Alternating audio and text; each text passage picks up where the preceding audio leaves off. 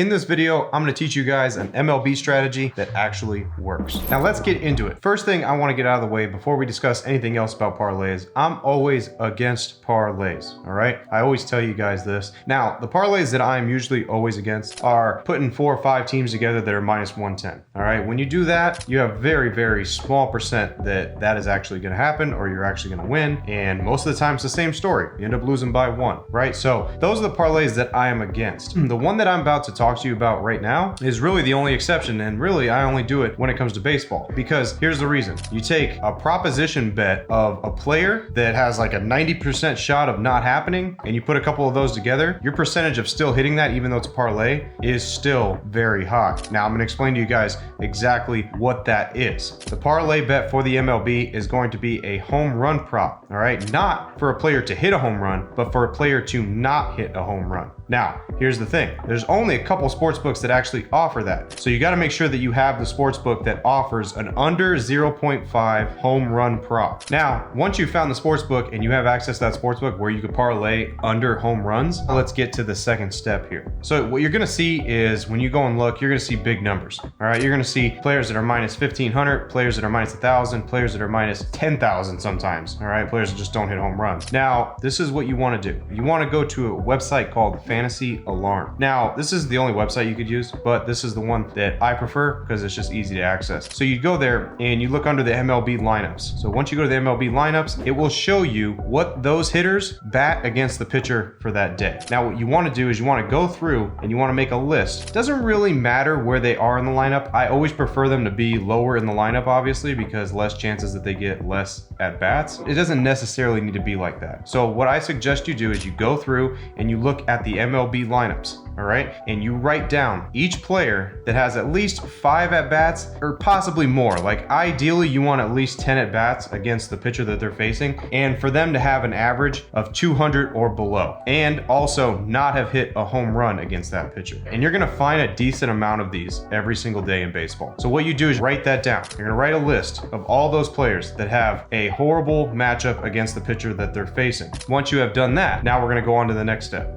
Now, the next step we're going to do here is we're going to look at the odds of the teams. We're going to go and we're going to cross out any of the players that you have on that list that are batting for a team that's favored. All right. We don't want that because sometimes the team that's favored, they can go on a route and they can score 10, 12 runs in a game. Next thing you know, guys that shouldn't be getting home runs are getting home runs. We don't want that to happen. So what we're going to do is we're going to take those players off the list. We're just going to focus on the batters that are on underdog teams for that day that have a horrible matchup against the pitcher that they're facing. On any given day, you should have at least 3 to 4 guys. Once you have that list together, what you're going to do is you're going to go to your sports book that allows the home run props under. You're going to go and you're going to do either a 2-teamer or a 3-teamer. All right. You're not going to get crazy and go 4, 5, 6 or nothing like that. You're just going to stick to a 2-teamer or a 3-teamer. All right. What you're going to do is you're going to put them together. Now, if their odds are minus 1,000, you have to do probably about 3. If their odds are like minus 700, minus 650, you can get away with doing 2. Now, when you put those together, what you're going to get odds wise is you're going to get somewhere between minus 150 to maybe minus 200, minus 220, depending on how you sandwich those guys together. Now, don't be scared of the odds. Here's one thing that is pretty funny that I want to address. I did a little test on Instagram where I made a post of this parlay strategy, and I showed everybody. I even showed the ticket where I bet it and everything like that, and it was like minus 220, and it ended up winning. And then I was getting messages nonstop of people wanting that parlay strategy, people wanting to know who I was picking and how I was picking that. Now, the funny thing is that the odds on that were minus 220. Now, when I go on and I give one play that's minus 220, people don't want to bet it because they think the juice is too much. So you have to understand it's the same exact thing. All right. If anything, the straight bet that's minus 220 is going to have a higher probability of hitting because it's only one thing. But this is an option that you could do to have some fun with a parlay and make some money in baseball. That's why I'm giving it to you guys. All right. Obviously, wouldn't be teaching this to you guys if it wasn't profitable. But once again, once you get to having 3 or 4 players, you're going to want to sandwich them together. Like I said, either a 2-teamer or a 3-teamer. If somehow the guys that are on your list are somewhere decent at hitting home runs, they're only going to be like minus 400, minus 500. So if you put 2 of those together, then you're going to get 2 players, and the total on that is probably going to be like minus 120 to minus 150. Now, if you have